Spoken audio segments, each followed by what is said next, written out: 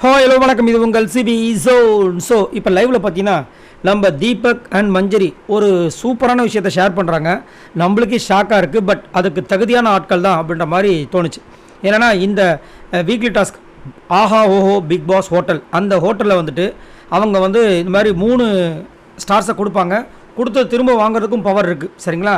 அதில் யார் வந்துட்டு வாங்குறாங்களோ அவங்களுக்கு நாமினேஷன் ஃப்ரீ பாஸ் வரப்போகுது.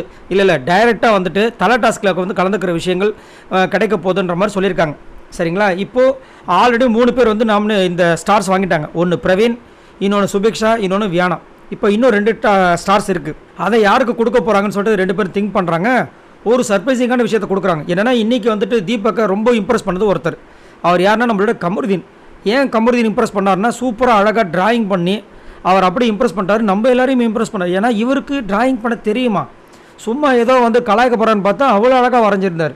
அதுவும் ரொம்ப மாதம் ஆகிடுச்சா வரைஞ்சி இப்போ அதை பண்ணியிருக்காருன்னா உண்மையிலேயே பாராட்டக்கூடிய விஷயங்கள். அதுலேயே இம்ப்ரெஸ் ஆகிட்டாப்புல.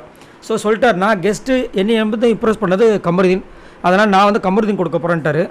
இவங்க மஞ்சரி என்ன சொல்கிறாங்கன்னா, எனக்கு வந்துட்டு ஓவரால் ஓரளவுக்கு கரெக்டாக இருந்தது அமித், நான் அதனால் அமித் ப்ரோக்கு வந்துட்டு என்னுடைய ஸ்டார்ஸை கொடுக்கலாம் முடிவு பண்ணியிருக்கேன் அப்படின்ற மாதிரி முடிவு பண்ணியிருக்காங்க. ஸோ இன்னும் கொஞ்சம் நேரத்தில் வந்துட்டு அதை கொடுத்தாலும் கொடுத்துருவாங்க, இல்லை காலையில் நேற்று மாதிரி இன்றைக்கி மாதிரி வந்துட்டு நாளைக்கு கொடுத்தாலும் கொடுப்பாங்க. ஆக மொத்தத்தில் கமருதீனுக்கும் அமித் ப்ரோக்கும் தான் வந்துட்டு அடுத்த 2 ஸ்டார்ஸ் வரப்போகுது, பார்க்கலாம். அதே மாதிரி அந்த நேரத்தை திடீர்னு அந்த 3 பேரில் ஒருத்தர் வந்து இந்த மாதிரி சரியில்லைன்னு சொல்லி அவங்கக்கிட்டேருந்து பிடுங்கினாலும் ஆச்சரியப்படுறதுக்குல அதை பற்றி எதுவும் தெரியல, பார்க்கலாம். ஸோ உங்களோட கருத்துக்கள் சொல்லுங்கள். எது எப்படியோ கமருதீன் வந்து இருந்த ஒரு அந்த விஷயத்துக்கு கமருதீன் கிடச்சிருச்சு. அதேமாதிரி அமித் ப்ரோ கிடச்சிருக்கு. அதேமாதிரி விஜய் பார்வதியும் ஓரளவுக்கு சூப்பராகவே பண்ணிகிட்ருக்காங்க. நிறைய ஐடியாஸ் கொடுக்குறாங்க, நிறைய இன்வால்மெண்ட் காட்டுறாங்க. எங்கேயும் கத்தலை.